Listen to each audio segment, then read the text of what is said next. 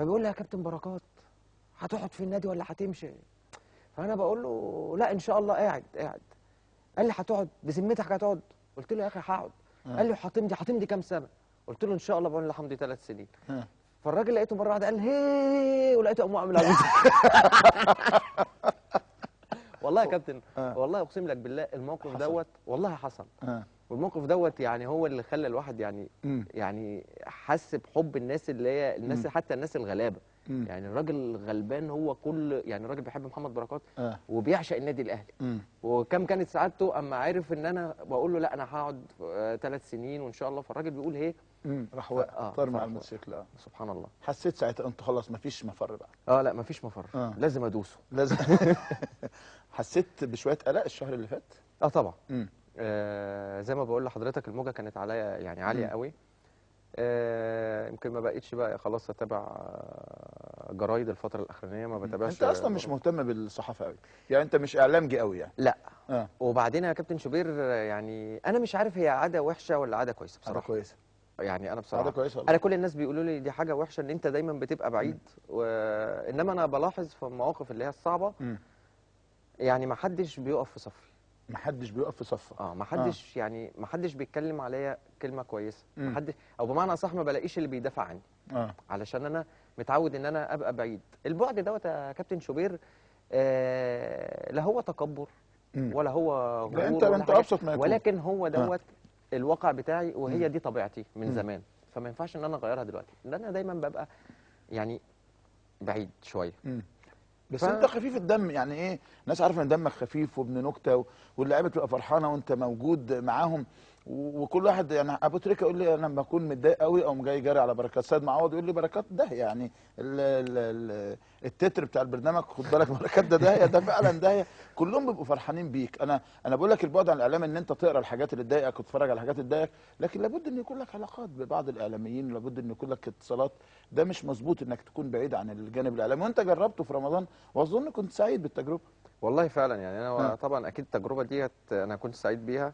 بس اللي انا عايز اقوله ان التجربه دهيت يعني ايه اللي هي يعني جت على رمضان. فاني جت فاني في رمضان 30 يوم والناس بتحب يعني انها تضحك وتهزر.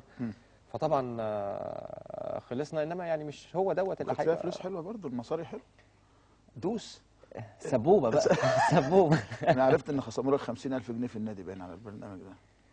لا يا كابتن لا ما حصلش. لا وبعدين انت ما خدتش اذن وكده لا مش حكايه كده. هو الحمد لله يمكن الحاجه كانت لذيذه وحاجه كانت كويسه. ما كانش فيها اي اساءه ولا اي حاجه لا خارجه. لا بالعكس فاني لذيذه. يعني انما هو طبعا برضو في نفس الوقت كابتن هادي كلمني وقال لي بعد كده ما هيبقى في حاجه مثلا زي كده تيجي وتقعد معايا ونتكلم على اساس برضو نشوف قبلها وكده، يعني ما نبقاش مثلا مفاجاه لينا زي المره اللي فاتت. قلت له لا خلاص ما فيش مشاكل، ولو انتوا حابين اساسا كمان بلاش منه خالص خلاص اوكي ما فيش اي حاجه. انا في الاول بركات مشوار طويل يعني، سكه حديد، اسماعيلي، اهلي، جده، عربي، كويتي، الاهلي المصري، لكن الانطلاقه النجوميه مع النادي الاهلي المصري.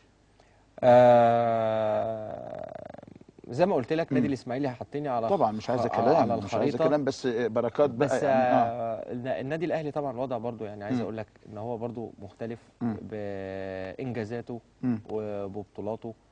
الحمد لله يعني مع النادي الاهلي حققت يمكن 17 18 بطوله.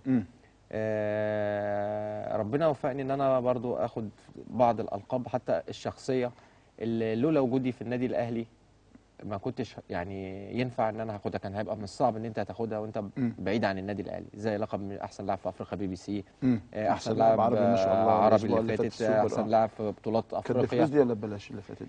فيها تمشي الظرف حلو.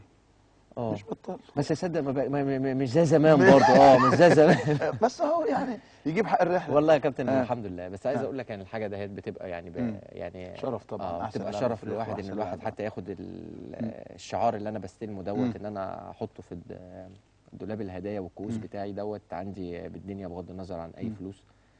لان العمليه ودايما يا كابتن شوبير عايزين نفهم الناس ان العمليه ما بتبقاش دايما عمليه فلوس ماديه.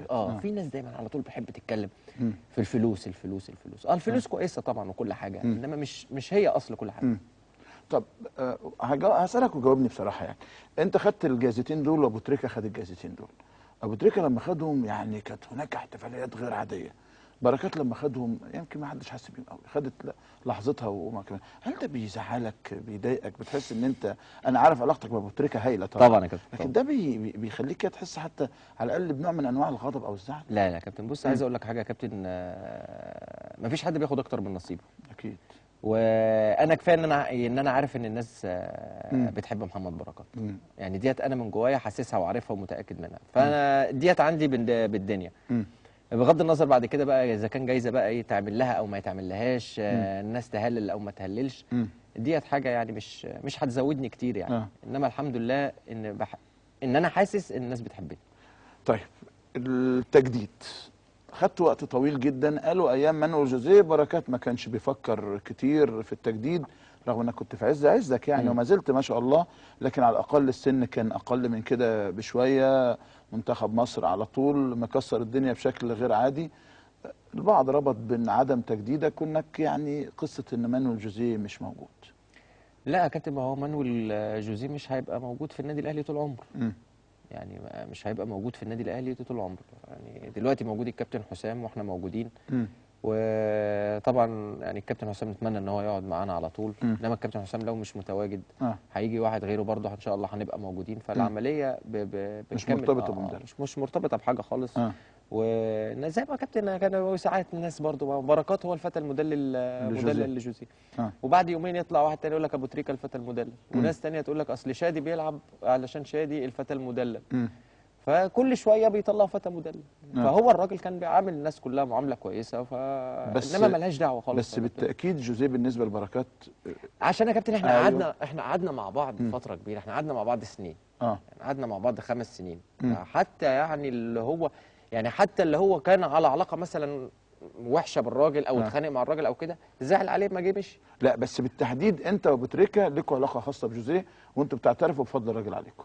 والله يا كابتن بص، هو الراجل ما كانش بصراحه يعني بيسيب مناسبه غير دايما لما كان بيشيد بينا.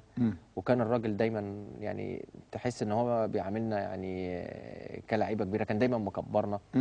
الراجل برضو كان، انا ما انساش مره كان عنده احتفال في السفاره، لا كان في مبنى الشباب والرياضه.